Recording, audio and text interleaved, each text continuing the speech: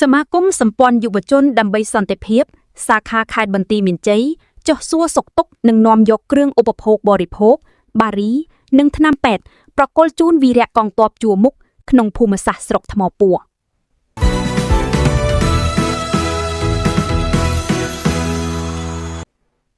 ដោយមានការណែនាំពីឯកឧត្តមបណ្ឌិតសុកឆាន់ភក្តីប្រធានសមាគមសម្ព័ន្ធយុវជនដើម្បីសន្តិភាពលោកបណ្ឌិតឌីមសុខុនអគ្គលេខាធិការសមាគមនាថ្ងៃទី14ខែឧសភាឆ្នាំ2026លោកឈុនវីរៈប្រធានសមាគមសាខាខេត្តបន្ទាយមានជ័យអំដីនាំប្រធានអនុប្រធានផ្នែកនិងសមាជិកសមាជិកានៃសមាគមសម្ព័ន្ធយុវជនដើម្បីសន្តិភាពក្នុងនោះក៏មានការនិមន្តនិងអញ្ជើញចូលរួមពីលោកហងរ៉ាត់អគ្គលេខាធិការរងសមាគម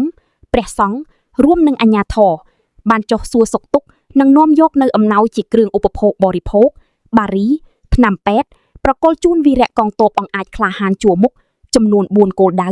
ក្នុងភូមិសាស្ត្រស្រុកថ្មពួរខេត្តបន្ទាយមានជ័យ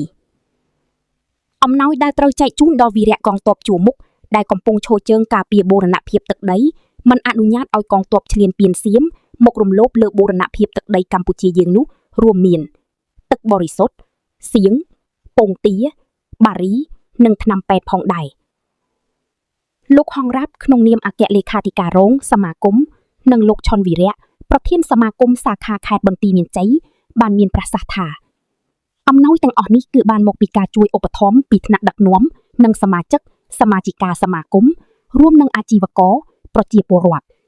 ទោះបីពេលនេះអំណោយដែលចែកជូនមានតិចតួចមិនគ្រប់តាមតម្រូវការក៏ពិតមែនតែជាទឹកចិត្តចូលរួមផ្ដល់នូវកម្លាំងចិត្តដល់កងទ័ពអង្អាចរបស់យើងដើម្បីផ្សារភ្ជាប់សម្រាប់ភូមិមុខនិងសម្រាប់ភូមិក្រោយជាមួយគ្នានោះដែរកងទ័ពដែលកំពុងឈរជើងនៅជួរមុខបានថ្លែងនៅអំណរអគុណយ៉ាងជ្រាលជ្រៅជូនចំពោះឯកឧត្តមបណ្ឌិតប្រធានសមាគមនិងសហការីដែលជានិច្ចជាកាលតែងតែគាំទ្រនិងលើកទឹកចិត្តដល់កងទ័ពជួរមុខដែលកំពុងឈរជើងការពារបូរណភាពទឹកដី